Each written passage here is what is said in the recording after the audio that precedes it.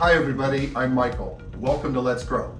Today I'm super excited because we absolutely love our variegated triangle fig, and we wanted to give you a 2023 update of how you can take care of this plant in your home. We've already done a video years ago about her, but we want to give you more information, more updated information. So, you all ready to dig in? Let's grow!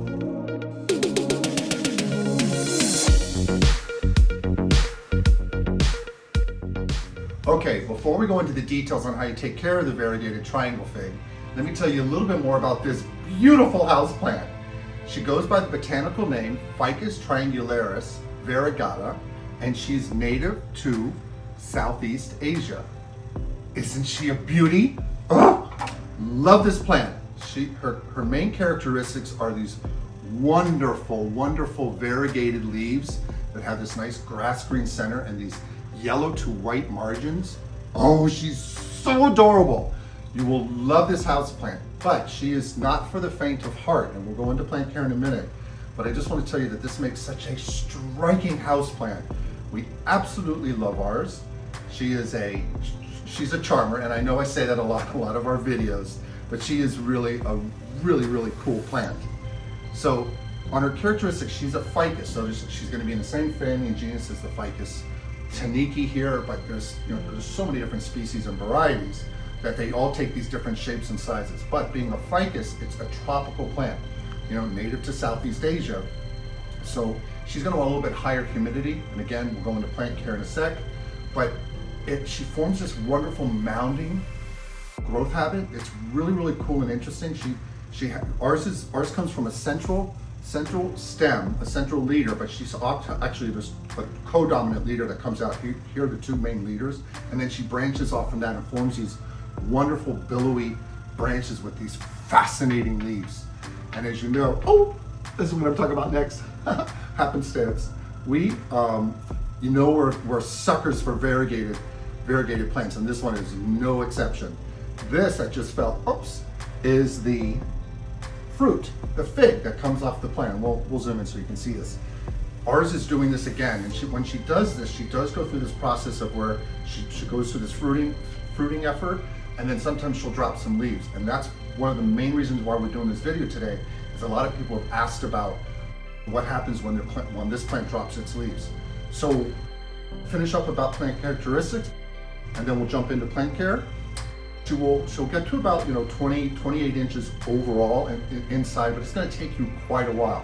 What we have done, and what we have found that works very well, is that we move her outside for a month or two in the summertime, and that helps reinvigorate her. So without further ado, what we're going to do is we're going to jump over into plant care and tell you all the things you need to do to take care of this beauty. To best take care of your variegated triangle fig, let's start with lighting.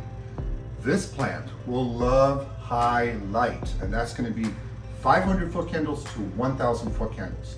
So you're going to want her close to a west facing wall or a window, or you're going to want her near a south facing window so she can get lots of indirect light. You don't want to give her direct sunlight. You could give her some sunset light, but you got to be very careful because you don't want to burn the leaves, and we've done that on this one when we first got her, because we thought we acclimated her to the afternoon and she got burned.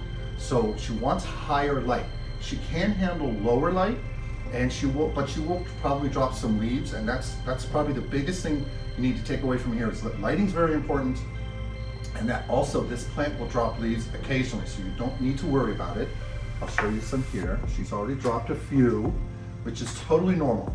This plant does not like to be moved around that much though. So that's one thing I want you also to remember, is that when you set her in a place that she feels comfortable and you like what she's doing, try to keep her there for at least a year.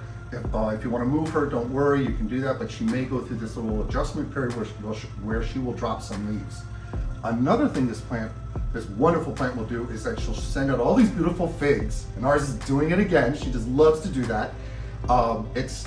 They don't fruit typically because it needs a parasitic wasp to get them to be fully pollinated, but that takes a lot of energy out of the plant, and sometimes she drops leaves after she goes through some of this process. So don't worry about it. It doesn't necessarily mean your plant's dying. She's just gonna look a lot thinner And that's just a normal characteristic, a normal thing, a normal process that the plant will do when she's giving out these beautiful little figs. Really cool conversation piece. Love this plant. Now, if your plant does drop a lot of the figs and the leaves and you're getting quite worried, you can move her outside. And like I mentioned a few minutes ago, you can put her outside for a month or two in the shade. You don't want her anywhere she's getting any sunlight. But outside, typically down here in South Florida, you're gonna get higher humidity, and that will help the plant do a little bit better. Because on going back into plant care, when you're talking about humidity for this plant, you're gonna want at least 50%. So we recommend putting a pebble tray at the bottom of the container to allow moisture to come up when you pour your water through the plant to take care of her. So now that we talked about the humidity part, let's talk about watering. She's gonna wanna be watered between 7 and 10 days inside. Outside, it's a different beast, because if you're outside and she's getting a lot of shade, but it's very, very hot, you may wanna water her every 7 days. But if it's an area where you get automatic sprinkler, just make sure you don't see her droop her leaves, because sometimes overwatering can be an issue. She's not finicky too much in that way, but you want to make sure you don't overwater this plant. So speaking as a house plant, every 7 to 10 days, we found that she responds very well to that, does just great. And for soil, we recommend a loamy mix. So if you're gonna up pot yours, if say you get a small plant as a gift, or you pick one up at your big box store and you wanna up pot your plant, we recommend a potting mix in this ratio. We like Miracle-Gro Bam, but we like to use their indoor potting mix.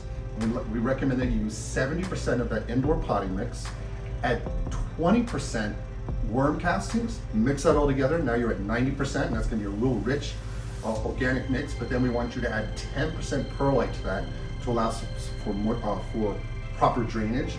Mix it all real well together, and then repot the plant in that media, and she'll do great.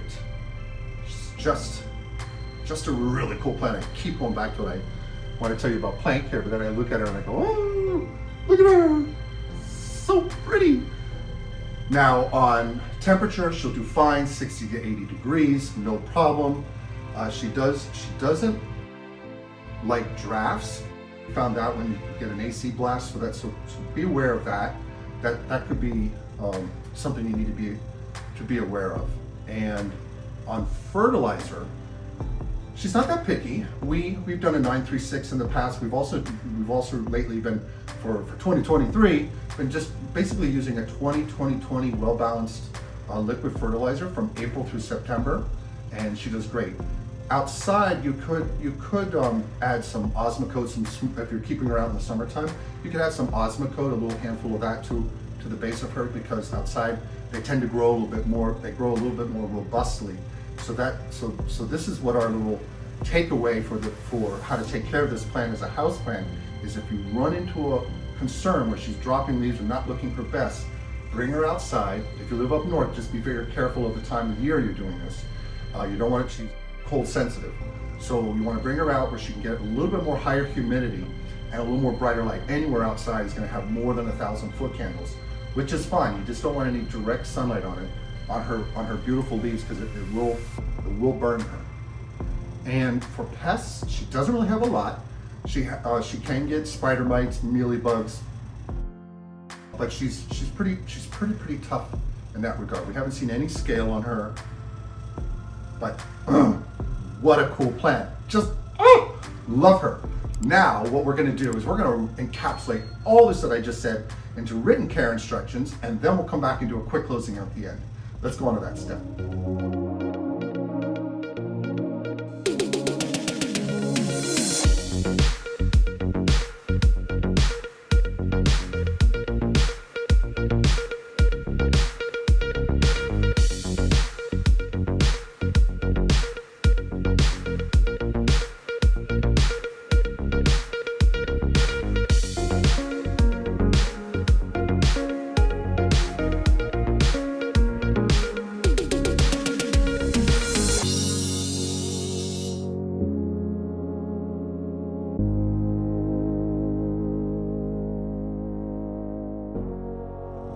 Again, we want to thank you so much for stopping by. And before we do our closeout, I just want to say thank you to my little sister Bonnie, who at Christmas time gave us an amaryllis bulb, and she started to flower for you all. We just wanted to take a little moment to show you this wonderful, wonderful plant. Thanks again, Bonnie. Cheers. And thank you all so much for subscribing. And if you have any questions whatsoever on how to take care of this beautiful plant, just leave it in the comment section below. We'll make sure we get back to you. And until the next video, bye. Please remember to like, subscribe, and hit the notification bell. And tell your friends and family. We post videos weekly. Thanks.